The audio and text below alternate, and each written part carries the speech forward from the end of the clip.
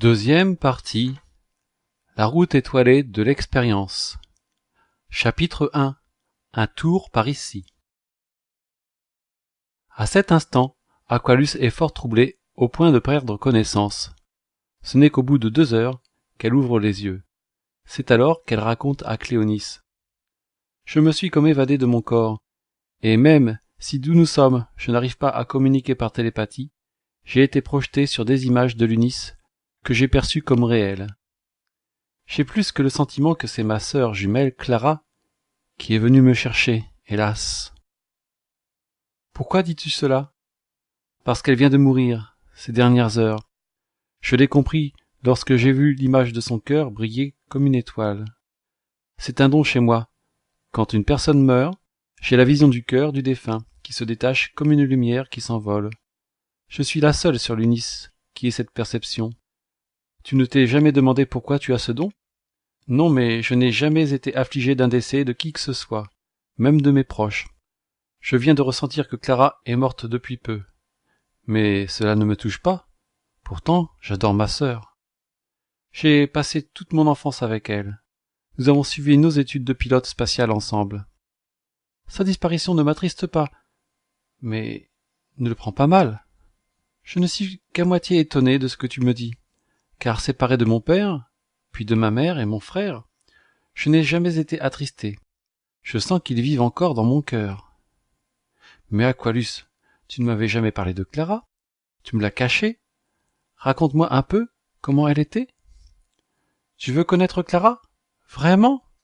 Bien sûr. As-tu honte d'elle que tu me l'aies cachée? Ou est-elle trop parfaite? Aqualus rougit. Bien qu'essayant de paraître imperturbable, elle se met à pleurer. Cléonis lui dit. Vois-tu, on se croit insensible, mais au fond de soi, on est triste, et cela doit ressortir à un moment. Tu ne peux pas toujours contenir tes sentiments au fond de toi.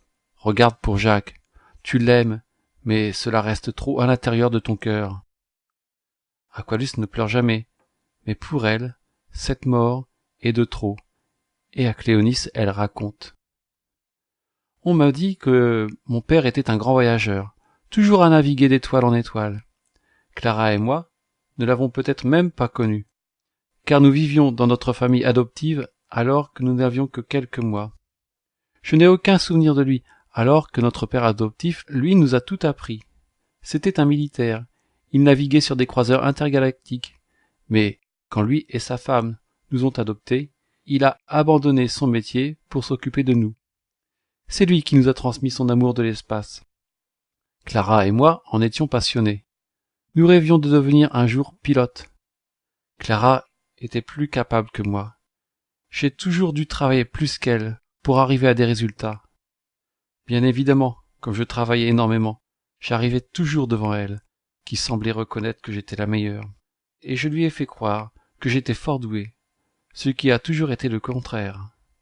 Enfin, quand nous passâmes les examens de fin d'études, elle se laissa aller et fut recalée. Mais en fait, c'était de ma faute, car j'ai une partie de ma vie voulu toujours passer au-dessus d'elle. En fait, Clara le savait, mais elle était d'une très grande sagesse. J'ai compris plus tard qu'elle avait préféré me laisser la première place, que je n'aurais jamais pu admettre qu'elle soit meilleure que moi. Clara connaissait trop bien mes défauts et m'a toujours protégé. Je m'en suis rendu compte qu'après avoir pris mon premier commandement de vaisseau. Et si tu la croisais aujourd'hui, elle te dirait qu'elle est imparfaite, contrairement à moi. C'est ça, Clara, une sœur tellement parfaite qu'elle se place toujours au dernier rang.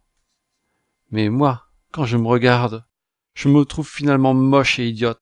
Clara était très jolie, elle avait des magnifiques cheveux blonds, elle savait les coiffer de façon très originale, mais regarde-moi, j'ai toujours eu la boule à zéro et quand je ne suis pas congelé, c'est la même chose.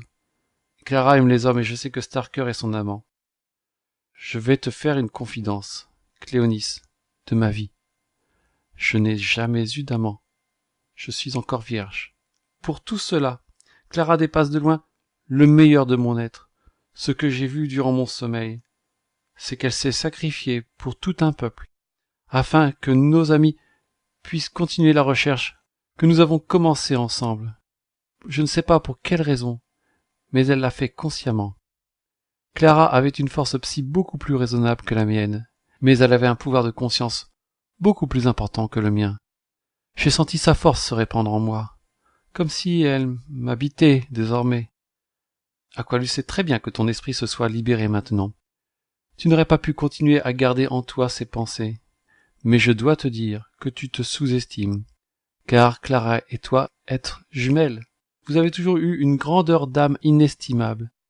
Tu n'es pas moins belle ou moins intelligente qu'elle, mais juste complémentaire. Clara est la force passive. Il est normal qu'elle représente la beauté et l'amour, mais toi, la force active. Toute ta qualité est là. Sans toi, la force de l'amour est impossible. Ton sacrifice permanent est la beauté de ta personnalité. De plus, même avec ta tête rasée, tu es jolie. Regarde-moi, je n'ai pas plus de cheveux que toi. Je suis persuadé qu'entre Clara et toi, vous avez fait depuis longtemps un concours de perfection. Mais je pense que le match est nul. Aqualus a les yeux encore rougis par les larmes, mais elle est redevenue souriante. Je t'aime comme une sœur, Cléonis. Clara m'aurait dit exactement la même chose, mais dans mon sommeil, j'ai aussi ressenti une chose. Jack et Starker ont réussi à retourner sur l'Unis. Et j'ai le sentiment que de là, ils souhaitent affronter Belzius. Ils vont partir vers des cieux hostiles. Ils ne sont pas prêts. Il faut les rejoindre. Je pense que tu as raison. As-tu une idée? Oui, je crois. Nous avons l'espérance. Et je peux le remettre en état. Ah, je suis heureuse que tu puisses reprendre confiance en toi. Tu t'es sacrifié pour nos amis. Malgré tout, tu vas encore te donner. Cléonis, lorsque nous sommes arrivés sur Digger avec J, tu savais déjà ce que tu ferais. Tu m'as sauvé la vie. Tu n'as pas hésité un instant lorsqu'il a fallu me trancher le bras. Tu l'as fait. Tout cela était déjà tracé. Tu as une vue sur l'avenir. Tu ressens le monde, comme s'il était en toi. Et pareillement, je peux le ressentir depuis la mort de J. Tu as raison, Aqualus. Tu es dans ce monde et en même temps tu n'en fais déjà plus partie. L'herbe de vie que tu as ingérée t'a changé pour toujours. L'univers s'est mélangé à toi. Il faut être une graine de cœur pour cela. Tu en es une. En plus, tu es devenue celle d'un homme que tu aimes, et il te porte en lui. Tu vis pour deux et pour tous en même temps. Par l'herbe de vie, tu es comme l'univers, et tu vas découvrir que tes limites ont disparu. Regarde-toi, ton bras amputé. Est-il une limite? Non, plus maintenant, mais lorsque j'ai vu mon bras et ma main tomber, en un flash j'ai cru que tous mes espoirs, mon corps se vidaient de leur vie. Mais quand tu m'as fait avaler l'herbe de vie, un feu de vie m'a embrasé, une autre dimension s'est implantée en moi. L'univers du ciel s'est refermé, il n'est plus qu'une infime partie de la vie. Et pourtant je vis encore comme une femme. J'ai encore des sentiments, je respire. Pourquoi n'ai-je pas quitté cette dimension? Aqualus, la vie t'a été donnée pour accomplir une tâche. Celle-ci n'est pas finie, voire même pas commencée. Tu dois vivre dans ce monde. C'est notre monde. Aime-le. Comment une jeune fille comme toi peut-elle savoir autant de choses? Suis-je une enfant? Suis-je encore humaine? Pourquoi êtes-vous venue sur Képhren? Tu parais bien plus jeune que moi, Cléonis. Pourtant tu as un âge où la poussière formant ton corps devrait déjà avoir disparu. D'âge vécu, tu sais, je n'en ai que 23. Est-ce l'herbe de vie qui t'a transformé vraiment? Tu constateras plus tard les effets qu'elle a sur toi. Tu comprendras alors qu'elle est plus qu'un baptême de feu. C'est la lumière qui t'a directement pénétré et a changé toutes tes cellules. Ressens-tu maintenant que nous formons une unité? Nos pensées ont le même but. Nous sommes presque sœurs de sang. Cléonis, même avant de manger l'herbe, à la seconde où je t'ai rencontré, je le ressentais déjà. Je suis émerveillé de voir que malgré tes 6427 ans, tu as encore toute la vie devant toi. Ne crois pas cela, car si mon corps physique n'a que 23 ans, ma conscience a réellement vécu, et mon seul but est de retourner à ma patrie originelle et d'y mourir. Comment cela? Tu disais, il y a un instant, que nous avions le même but. C'est vrai, mais nos vies ont un destin différent. Toi, tu dois t'unir à Jacques, c'est pour cela que vous vous retrouverez. Quant à moi, ma mission est tout autre. Aqualus fermait les yeux, réfléchit. Je dois trouver le moyen de remettre le vaisseau en état, si cela m'est possible. Tu y arriveras. Dans le Conquérant, Jacques, Starker et son équipage s'apprêtent au long voyage qui les conduit vers Andromède. Là, ils trouveront Belzius. Les jours passent. Le vaisseau traverse la galaxie et s'apprête à quitter la Voie lactée pour prendre la direction d'Andromède. Mais à peine le nouveau cap est-il établi qu'une alarme retentit. C'est le signal d'approche d'une planète. Starker est étonné, car le vaisseau est déjà programmé en vitesse éthérique, et aucune planète n'aurait dû être effleurée durant leur voyage. Mais la vitesse éthérique est stoppée. Nous nous sommes perdus, il y a une erreur de programmation dans la trajectoire. Je ne sais pas pourquoi, mais cette planète n'est pas répertoriée. Nous devrions peut-être aller y voir, dit Jacques. Rappelle-toi ce qui s'est passé lorsque le Conquérant nous a retrouvés. Le vaisseau a été pris en main par une force extérieure. Cela pourrait être Aqualus. Elle est certainement sur cette planète. Elle nous a conduits ici, il faut aller la chercher. Mais déjà ils n'ont plus le choix, car le vaisseau, malgré sa taille et sa puissance, semble attiré vers la planète par un rayon capteur géant. Starker ordonne aux membres de l'équipage de mettre la puissance maximum pour s'en sortir de l'attraction de l'astre, mais rien à faire. La propulsion gravitique est inefficace. Toute la puissance monstrueuse du vaisseau est annihilée. Jacques ne perd pas son sang-froid. Si Aqualus est ici, c'est elle qui guide peut-être le vaisseau. Nous n'avons pas le choix. Laissons-le se poser. Starker obtempère et invite les hommes à se préparer à débarquer. Que tout le personnel se tienne sur le pont pour aborder la planète. Que chacun soit armé. Prenez vos gilets par laser. Jacques est étonné par tant de précautions. Si je prends ces mesures, dit Starker, c'est parce que je ne connais pas cet astre. J'espère qu'Aqualus s'y trouve.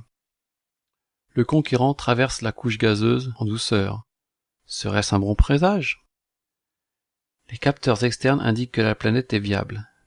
Le vaisseau se pose sur une grande aire de plusieurs centaines de mètres. Autour, des bâtiments ridiculement petits, semblant construits avec un bric-à-brac de morceaux d'astronefs. Déjà des habitants s'approchent de l'appareil. Les hommes sont sur leur garde. Les portes s'ouvrent. L'équipage sort arme au poing. Aussitôt, des chants mélodieux s'élèvent autour d'eux. Ils baissent leurs armes. Une cinquantaine de femmes élèvent leurs voix merveilleuses pour les accueillir. Comment de si jolies créatures pourraient-elles être dangereuses?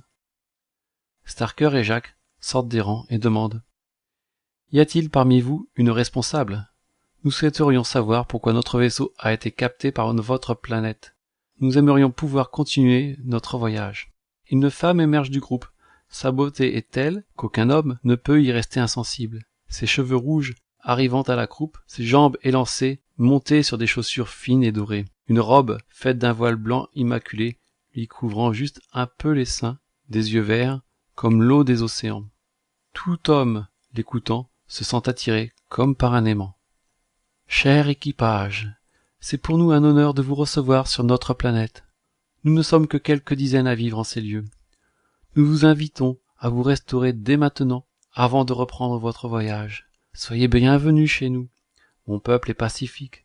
Seul enfanté est notre vocation. Sur ces mots, Jacques et Starker, ainsi que l'équipage, se sentent rassurés. La confiance les a saisis.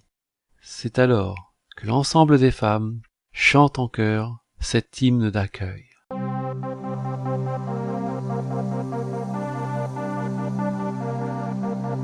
Vous tous solitaires, ne restez pas dans le désert.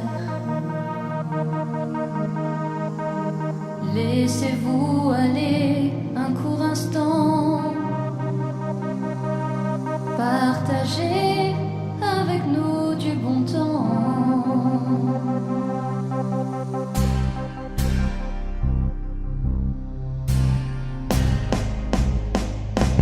Homme qui court, faites avec nous un détour. Nous vous ouvrons toutes les bras. Prenons tous un bon repas. Que cherchez-vous?